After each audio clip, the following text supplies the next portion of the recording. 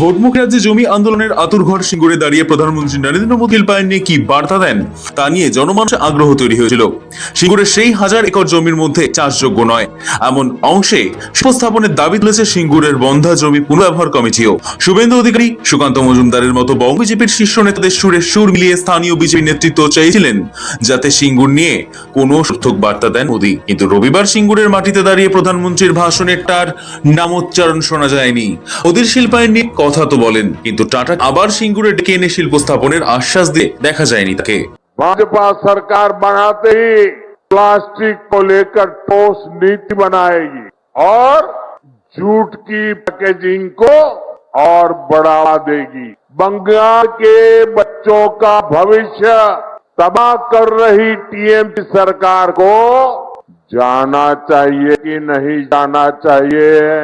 यहाँ बनने वाली भाजपा सरकार इस काम को भी तेज गति से आगे बढ़ाएगी और ये मोदी की गारंटी है।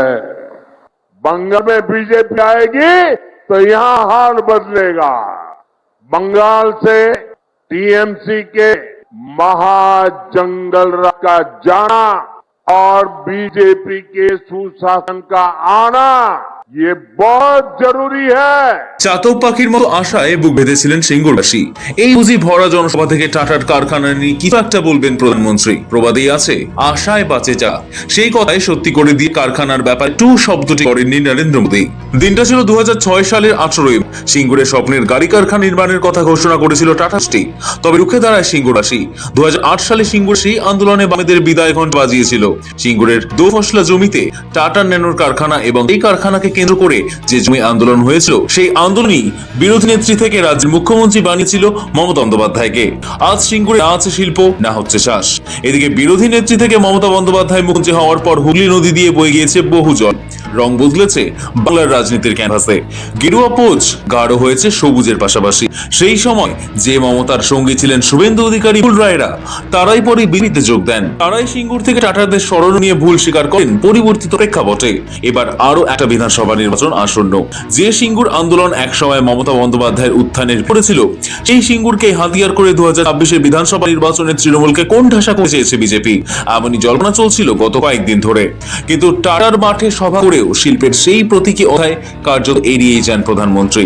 দুর্নীতি, অনুপ্রবেশ, আইন শৃঙ্খলা একাধিক ইস্যুতে রাজ্যের তৃণমূল সরকার আক্রমণ শানালেও শিল্পায়নের প্রশ্নে মোদী ছিলেন প্রায় নীরব। পশ্চিমবঙ্গে কারখানা ফেরানো বা শিল্প বিনিয়োগ নিয়ে কোনো নির্দিষ্ট প্রতিশ্রুতির কথা শোনা যায়নি তার বক্তৃতায়। শুধু আইন শৃঙ্খলা উন্নতির কথা বলে বিনিয়োগের সম্ভার ইঙ্গিত দেন প্রধানমন্ত্রী।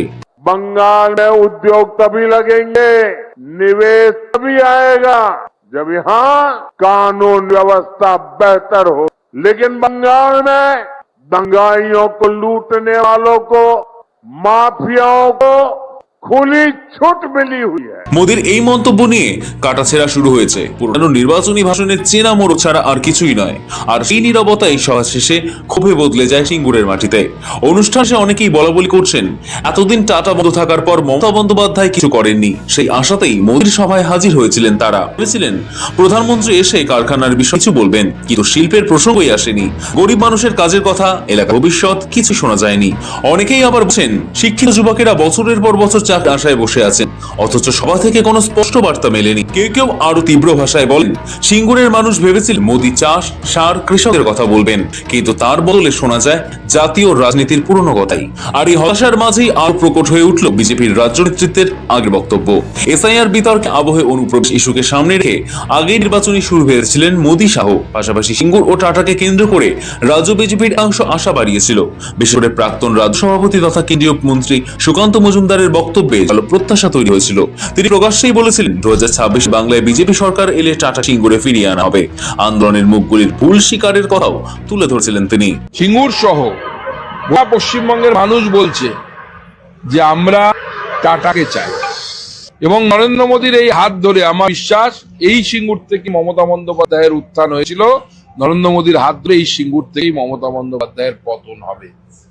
আর বিজেপির একজন দায়িত্বপ্রাপ্ত রাজ্য নেতা হিসেবে আমি বলছি, নরেন্দ্র মোদীর সরকার যখন গঠন হবে সেই সময় বিজেপির তরফ থেকে আমি চেয়ে এই দায়িত্ব নিচ্ছি, টাটার সাথে কথা বলার দায়িত্ব নিচ্ছি।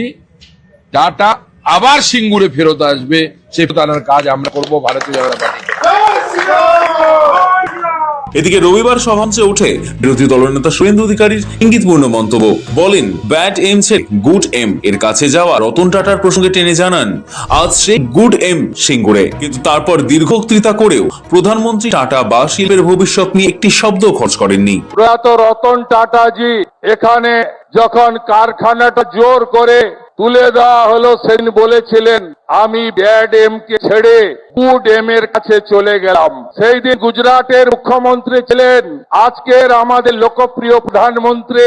অর্থাৎ আমরা সবাই আজকে গুড এম এর বক্তব্যই শুনবো। আমি কথা আর বাড়াতে চাই না। জমি অধিগ্রহণ থেকে আন্দোলন, কারখানা বন্ধ হয়ে যাওয়া থেকে বহু প্রতীক্ষিত শিল্প ফেরার স্বপ্ন, সব মিলিয়ে সিঙ্গুরের ইতিহাসে অনেক জল বয়ে গিয়েছে, কিন্তু চাষও ফেরেনি, ভারী শিল্পও আসেনি। এই পরিস্থিতিতে দাঁড়িয়ে এই ভোটমুখী রাজ্যে জমি আন্দোলনের আতুরঘর সিঙ্গুরে দাঁড়িয়ে রবিবার প্রধানমন্ত্রী নরেন্দ্র মোদী শিল্পায়ন নিয়ে কি বার্তা দেন তা নিয়ে জনমানসে আগ্রহ হয়েছিল, কিন্তু নিরাশ হন সিঙ্গুরবাসী। তা নিয়ে খানিকটা সিচুয়েশন ম্যানেজ করতে আসরে বঙ্গ বিজেপির শীর্ষস্থানীয় তারা। একটি কথায় প্রধানমন্ত্রী বুঝিয়ে দিয়েছেন, যেখানে আইন শৃঙ্খলা ঠিক না থাকে সেখানে শিল্পায়ন সম্ভব নয়, এবং এই সরকার যতক্ষণ থাকবে ততক্ষণ পশ্চিমবঙ্গে কোনো নতুন বিনিয়োগ আসবে না। মুখ্যমন্ত্রীকে আমরা বিভিন্ন উপজাতির সঙ্গে, পাহাড়ি মানুষজনের সঙ্গে ছন্দে তাল মিলিয়ে পায়ে পায়ে আমরা হাঁটতে দেখেছি।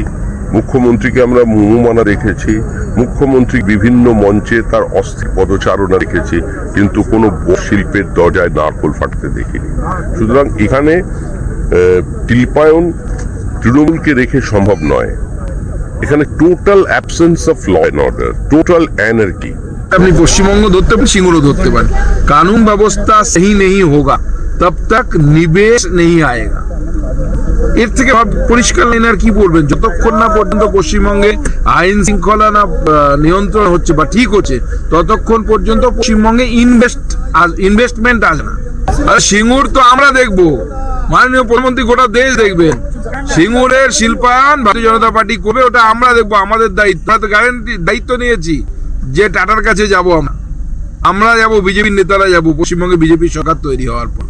আর বাড়ি কিনা দেখবেন, তখন কোনো ভাওতাবাজি না, আমরা যা বলি করে দেখায়। মনোভাব নিয়ে সিপিএম কৌশলে টাটাকে সরিয়ে দিয়ে তৃণমূলের ঘাড়ের দোষ চালাবার চেষ্টা করেছে। বোঝে বলেই আজকে সিপিএম একদম 335 থেকে 0 পরিণত। আর ঠিক একই হাল হবে বিজেপি, তারাও ঠিক একই খায় মানুষকে বিভ্রান্ত করবার চেষ্টা করে। অন্তত আমরা এটা বলতে পারি, তিনি কিন্তু যে প্রত্যাশা বিজেপির নেতৃত্বরা বলছিলেন এখানে, সেরকম কোনো প্রত্যাশা তিনি কিংবা আশার আলো কিছুই দেখাতে পারেননি।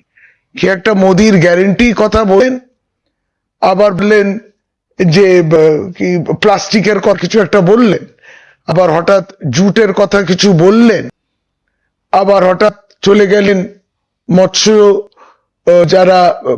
মৎস্যজীবীরা যারা রয়েছেন তাদেরকে নিয়ে বলতে গেলেন, তারপর হঠাৎ ফুড প্রসেসিং একটু ফেরত এলেন, তারপর আবার পুরোপুরি চলে গেলেন অন্য বিষয়, রাজ্যে আইন শৃঙ্খলা ইত্যাদি। ওদের যে ভাষণ, ওনার যে ভাষণ, বলতে ঝুট করছে লুট।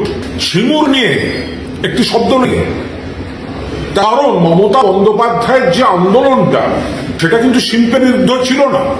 প্রধানমন্ত্রী বলতে পারেননি একটাই কারণে, কারণ মমতা বন্দ্যোপাধ্যায়ের আন্দোলনটা ছিল কৃষি জমি রক্ষার অধিকার, কৃষক, কৃষিজীবী, ক্ষেত মজুরের বাঁচার লড়াই ছিল।